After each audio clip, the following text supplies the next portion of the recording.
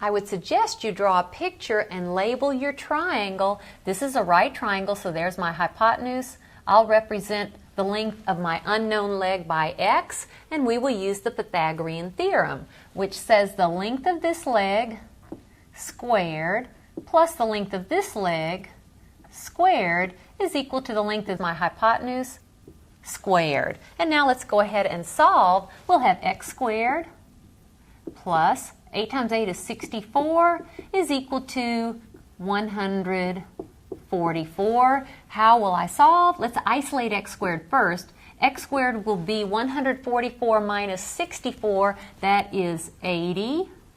And if x squared is 80, it is true that x is actually equal to plus or minus the square root of 80. But since we're dealing with lengths only, x will be the square root of 80. Now we'd like to simplify the square root of 80, so let's simplify it by looking for any perfect square factors in 80. Well, it is true that 80 is 16 times 5, and 16 is a perfect square factor. That would be 4 square root of 5. So the exact length of this leg of the triangle is 4 square root of 5 inches.